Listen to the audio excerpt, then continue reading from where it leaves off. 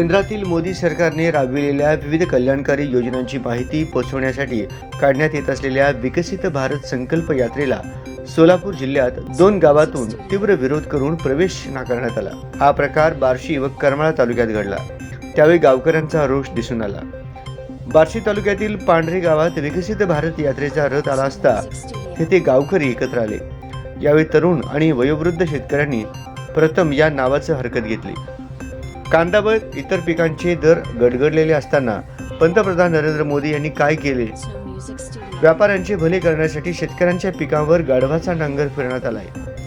वाढत्या महागाईत आमचे जगणेच मुश्किल झाले, अशा शब्दात गावकऱ्यांनी संताप व्यक्त केला। करमाळा तालुक्यातील पुनवर गावातही विकसित भारत संकल्प यात्रेचा रथ प्रवेश न देता परत पाठवण्यात आला।